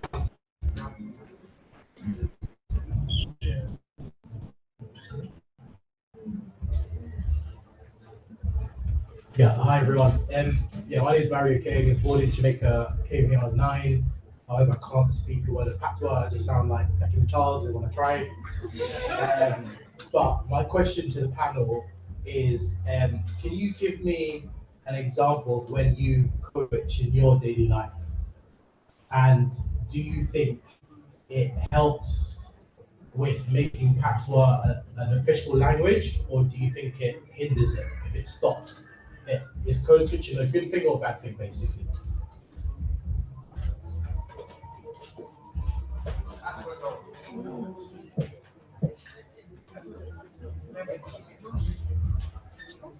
Oh, Yeah, so I'm a lawyer, a criminal defense barrister, so I'm in court every day. Language is our tool of communication, right? And it's a very middle class profession, and I'm black from ends, right? So in order for me to communicate with the judge, I have to speak in mainstream English that is acceptable to middle class ears. So I submit that and all of this. So I kind of see it as in that space, in order for me to communicate with the judge and those around me, my opponent, I speak that language. But if I have a client that's fluent in Black British English, I'm saying to them, okay, that's calm, all right, pattern this, and I speak to them how I speak to all my friends. So I think for me, I see my language as a language, and I see that not everyone's fluent in it, and I speak my language fluently with those who understand it. But a lot of my work is around ensuring that at least even in the courtroom space, if an officer wants to go and start saying it's slang and thinking that he can interpret it, I'm asking questions of the doc. Have you ever spoken this language before? Do you know it's a language? He's like, I've never heard it's a language. And he looks silly.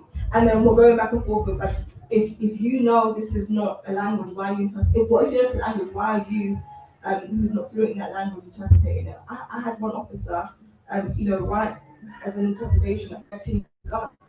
When it didn't mean anything, anything, right? So it's that level of criminalizing, criminalizing black language practices and using it against black communities, right? And getting people, on charges or whatever, using their own lens of whiteness to kind of criminalizing black language. If we don't put our foot down and say, this is a language, you're not a specialist, you shouldn't be interpreting this, the judge should exclude this because you're not qualified to interpret this, then, we're not helping our communities. I think it's important to kind of think of the audience, treat it like any other language, like if I'm not someone that's fluent in French, I'm not going to speak French with them, but also advocating using a linguistic justice lens for like black language rights. That's what I would say. Is there a generation? There's certain words your generation uses that I can understand. There's certain things that you guys will say that I cannot understand. I think what you I would just sort of say, oh, my grandchildren know use certain things, but isn't that slang? That isn't a Yeah, so I my research is actually I banned the word slang. Slang for me is the term dialect as well, right? So I say that language, the base of it is actually Patois, is Black British English, because within it you will have even like Nigerian pidgin, some like Arabic words from the Somali community, you might have some AAVE. So in and of itself, it's its own language. And my work is advocating that even when I go into school, similar, you were saying your grandchildren, when I speak to the young kids, they're like, oh, miss, I patterned this. And I'm like, oh my gosh, you sound like my friends. That's And right. yeah, and they're like, what, 8, 9. So there is an intergenerational dialogue going on within Black British people, and I call it Black British English because that gives honor to Black language creation and also retention from Patois, pidgin, etc. And I'm writing a book on Black British English as well, so it's coming out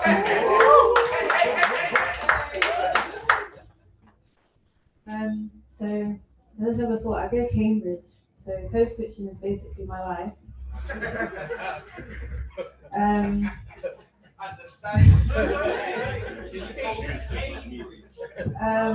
So where I like this is like where I'm from. Like these like it's like this is like where I grew up. These was like my ends, right?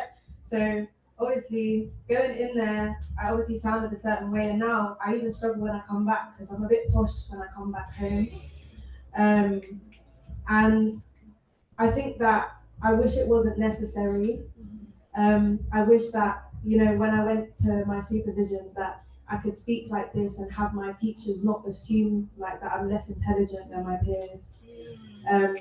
I wish that I didn't have to, you know, keep up that, you know, RP, like proper push, like I sound like I'm coming from private school, like that kind of, you know, it's unfortunately navigating spaces like that, especially, you know, very historical, you know, very white spaces.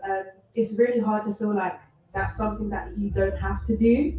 And as proud as I am of coming from South London, as much as I'm, you know, I have no problem with the way that I speak, the way I communicate, because that's how the people around me sound, my family, my friends.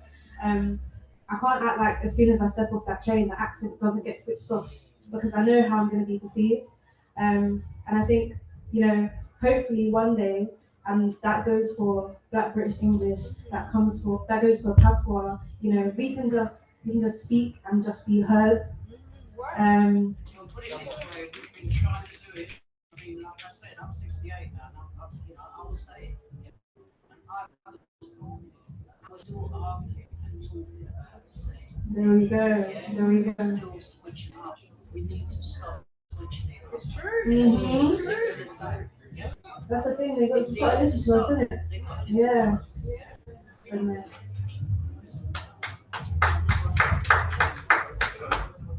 So actually relate a lot with what you were saying, because I was also born in Yard, moved there when I was 6, and I actually got expelled from primary school fighting 2 people in it. Basically, they used to get on to me because of my accent in it, and they would like do African accent even though I was talking Patois. And then, you know what I mean, I got into a little fight, but just when they kick you out of school for 3 weeks and you're expelled. Suspended, yeah. And on my first day when I come back from suspension, some youth must have jumped over my head in it, and I'm like, Tomp, if you try this again, like, making fun of the word Tomp, and then, you know what happened next. So I got expelled in it. And I feel like subconsciously, from that event, like my accent kind of just, you know what I mean, I kind of slipped in. And so like, when it comes to code switching, like Caribbean people, first generation immigrant, like even with my mother, when she's on the phone with the bank or, you know what I mean, chatting to any kind of white people, yeah, the accent kind of, you know what I mean, fade. And even with me, right, we can't talk Patois, you know what I mean, we chat like when we chat. But when we go yard now, then we can tell instantly someone come from foreign, even just by looking at you, you know what I'm saying? And so for me, code switching is almost like, it's not even something that I do, it's something that I am, essentially. It's just like, people, a lot of my friends and like people who know me feel like I'm a yard man. But when we go a yard, we're going for a foreign. And so it's just like, code switching, yeah, it's just the way of it is. And I feel like it might not be the same for like a lot of African communities. But definitely for us Caribbean people, code switching, definitely the older generation, it's embedded. And I feel like even as a first generation immigrant in the year 2024, like I experienced it myself without even thinking. Like I said, when I go yard, it's not even a thing where man needs to chat. I'm from foreign, you get it? So yeah. Just the way you walk. Definitely. I saw. Quick one. Hi, my name's Cesarli. Father. You got yourself.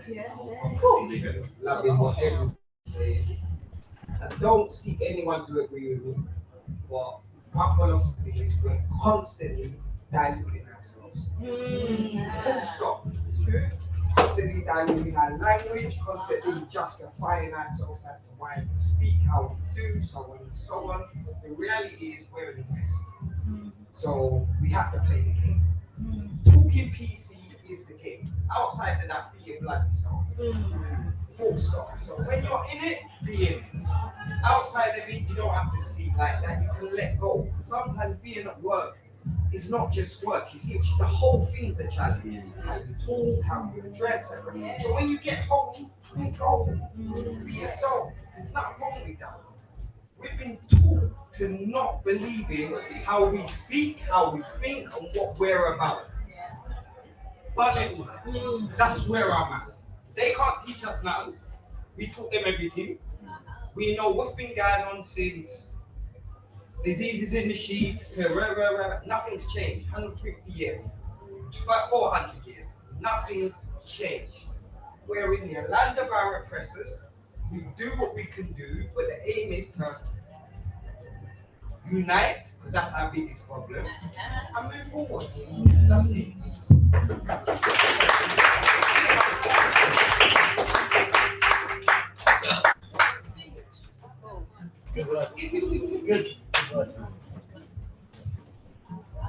Okay, so the question to the panelists is going to be, what does the future of Black British English look like to you guys?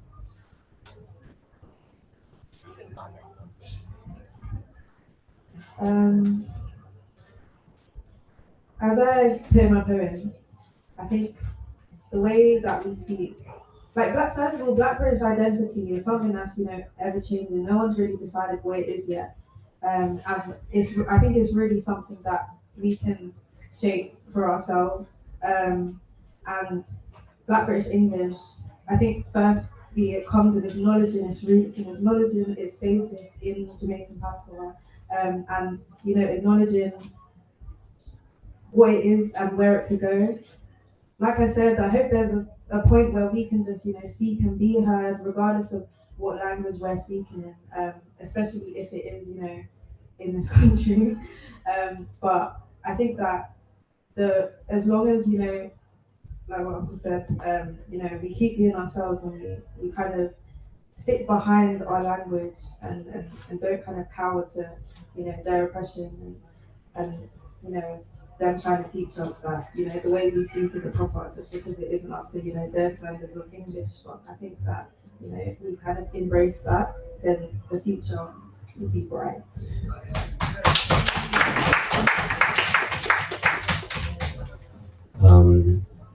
I believe the West draws on Black culture so heavily every day in everything they say, from what we wear to what we do, how we do them.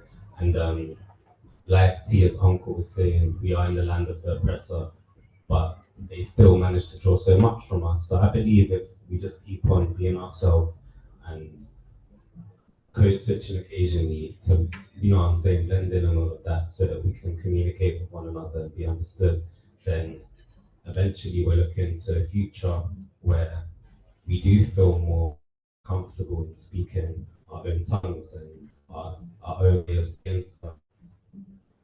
And yeah, that's my piece.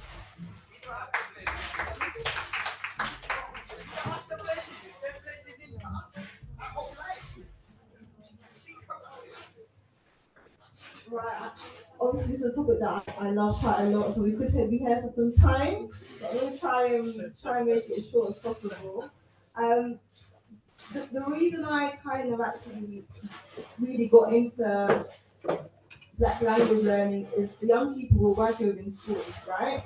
So, and I'm starting with the young people in schools because like I said earlier, when I went into the school space, I remember them saying, "Oh, miss, this is calm," or "Oh, miss, I went to the movies this week and we did," and the way they speak sounded just like me, and so I had to think a bit more about if there's a young generation coming up just like me and you, who are in the school space speaking that with English, there needs to be an outlet where they are not also penalized or criminalized for how they speak.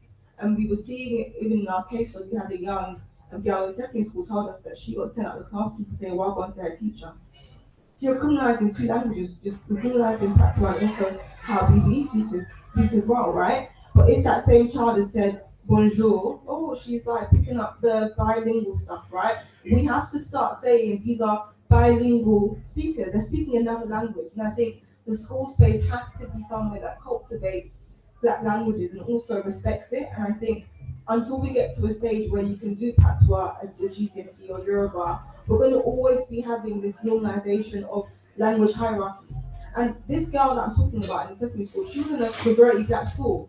So if you're in a majority black school, you can't say well done to your teacher. Where else can you do that? Where else? Do you know what I mean? So I think we have to start thinking about those coming up after us and how we can make linguistic justice for them.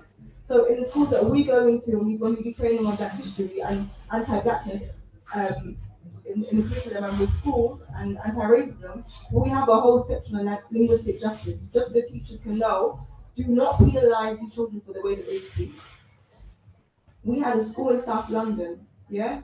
They banned a number of Black British English terms. If you said the word bear, if you said the word he cut his eye at me, it was the Guardian picked it up and the Voice picked it up. Planned the whole campaign about how this is actually engaging human rights concerns, equality law concerns, and is actually trying to eradicate Black language practices, right? After the campaign, the school actually, ended this language ban that they had. But I didn't hear a lot of people in the community talking about it, and I think it's because, similarly to what Tia's grandma said, we've also internalized this idea that these languages are bad. So actually, we think that it's okay for them to be banned in the school space. And actually, we don't want that. When if this is how you speak, this is how you are around those you're most comfortable with in the school space, you'd also be speaking like that with your friends, then why should you be penalised for how you speak? So I think there needs to be something around, and I appreciate that we are in the UK and there are jobs that require you to be fluent in that in mainstream English. And I say mainstream because there's other versions of English, right? But there's also jobs in the UK that require you to be fluent in BBE. Rappers, journalists, people there's a woman that wrote Teachers Get the Book, right? She wrote that whole book in BBE.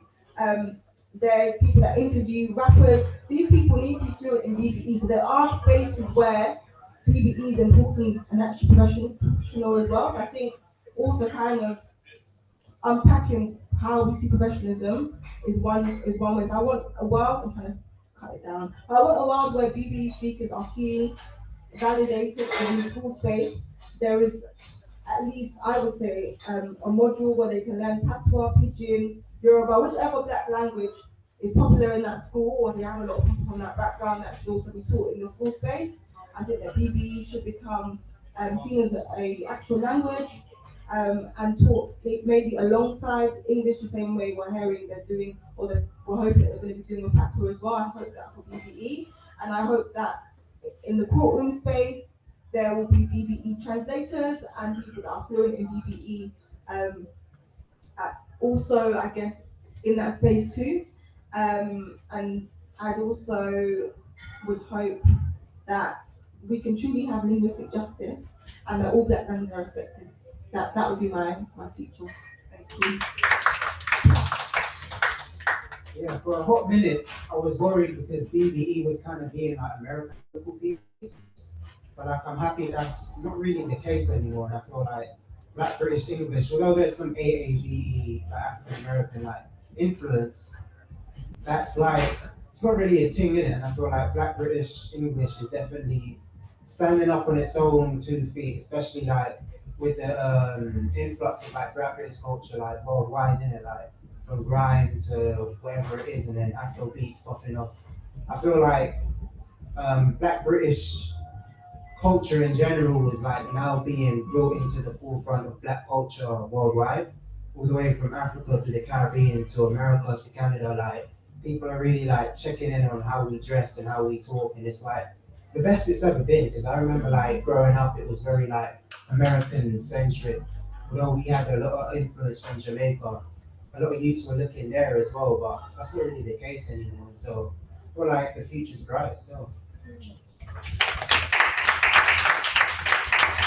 Hi everyone. I had a thing to add, and then also just to like let you guys know we've got about 10 minutes left. So after I say my little piece, we're gonna move on to like a final question and then say our goodbyes.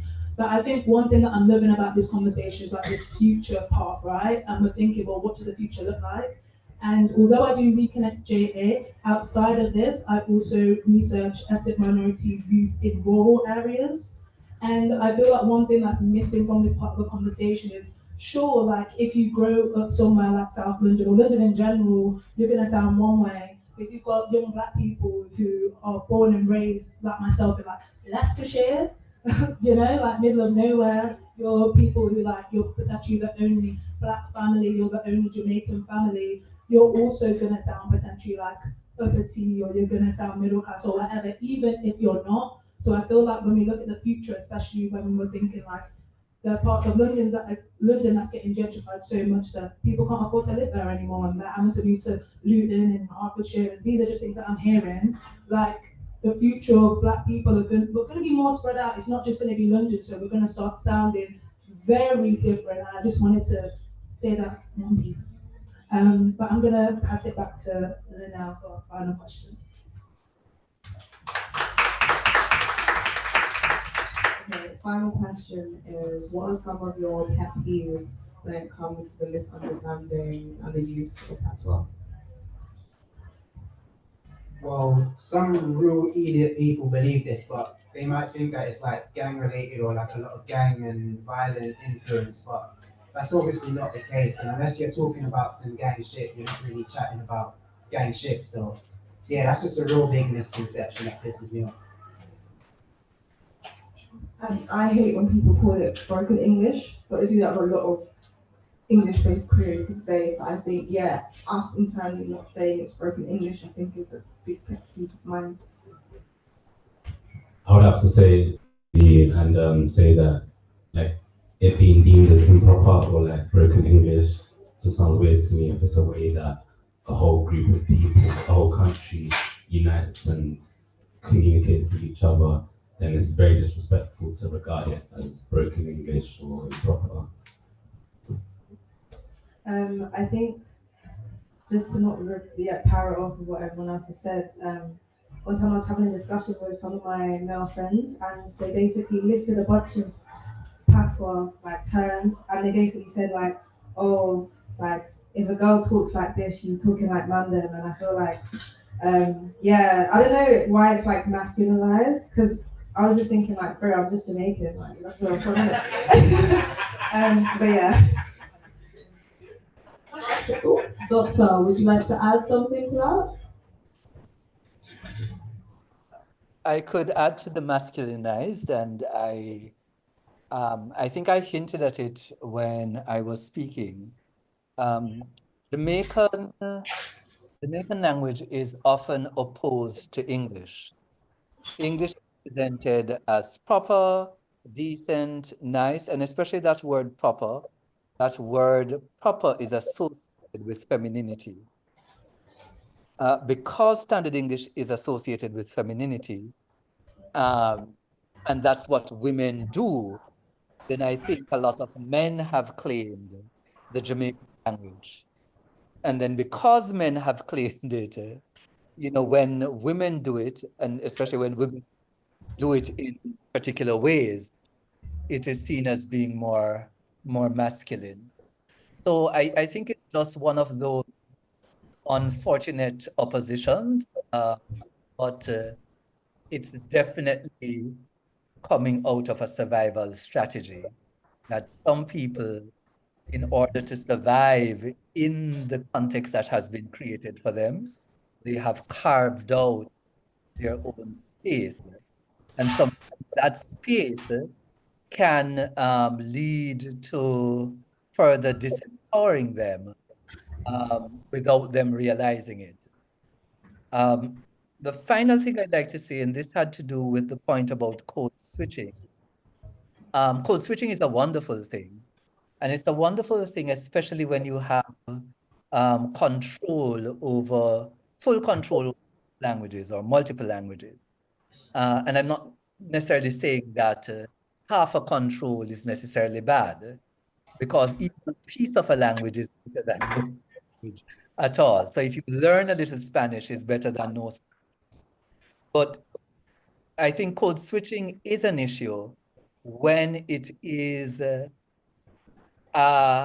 crutch because you don't have full control of a language, which is what happens for a lot of people. So they'll constantly switch between Jamaican Patwa and English because they really don't control either of them fully. And so there are some things they can only say in Jamaican, and there are some things they can say in English. And what would be really beautiful are people who are fully competent in both, but then choose to code switch because they want to say this thing in that language. So it's not because of a deficiency, because of choice. But code switching is pretty normal, pretty natural.